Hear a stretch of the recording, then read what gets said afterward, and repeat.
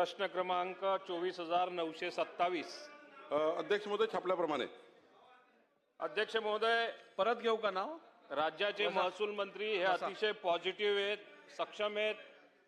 त्यांनी आतापर्यंत निर्णय जे घेतलेले असतील ते अत्यंत धाडसी निर्णय आतापर्यंत त्यांनी आपल्याला घेऊन दाखवलेले आहेत. परंतु अध्यक्ष महोदय, या ई पीक पाहणीमुळे आता राज्यामध्ये अनेक बोला पाटील साहेब, बोला तुम्ही. ते संरक्षण देत नाही, त्यांना बोलायचंय काही. बोला, मी तुम्हाला बोला, मी पूर्ण संरक्षण देतो. बोला तुम्ही. तर अध्यक्ष महोदय, या ई पीक पाहणी जवळजवळ 2021 पासून मोठ्या प्रमाणावरती सुरू आहे. 2025-26 मध्ये या ई पीक पाहणीचं आता जवळजवळ बंधनकारक कडक पद्धतीने त्याची आता अंमलबजावणी सुद्धा केली जाते.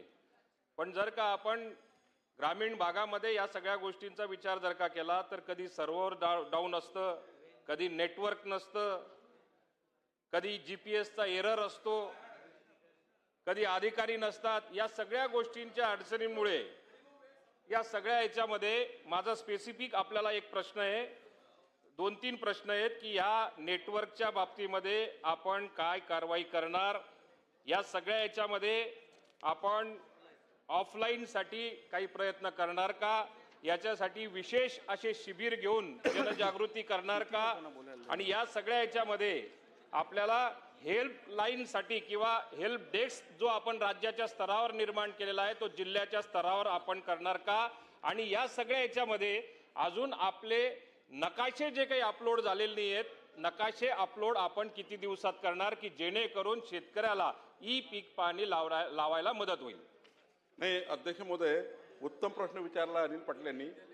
खरं तर अनिल पाटील जी आता DCS जी प्रणाली आली आहे, या राज्यामध्ये जरी नेटवर्क नसेल तरी शेतकऱ्यांनी फोटो काढून ठेवला तर तो नेटवर्कमध्ये आल्यावर ऑटोमॅटिक ते अपलोड होणार आहे. त्यामुळं ते आता व्यवस्था उभी झाली आहे. त्यामुळं जेवढे काही ई पीक पाहणी शेतकऱ्यांनी केली, शेवटी आपण तलाट्यामार्फत का करत नाही, ते शेवटी 20% राहिलेली करतो, त्याच्या महसूल सहाय्यकामार्फत करतो.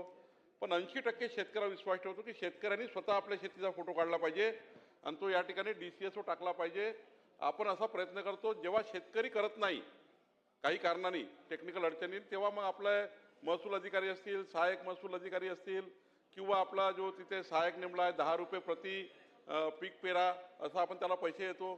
पण अध्यक्ष महोदय, या ठिकाणी काही अडचणी ज्या आहेत, आता जास्त वेळ नाही आहे, पण नक्की जे आता पहिले 45 दिवसात शेतकऱ्यांनी करायचे असतं, बाकी नंतर 45 दिवसानंतर आपण करणार आहेत महसूल विभाग.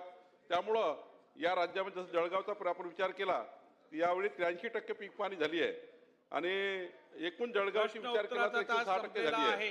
त्यामुळं मला असं वाटतं जिल्ह्याच्या स्तरावर हा डेस्क करता येत नाही, कारण केंद्राची ही DCS प्रणाली आहे.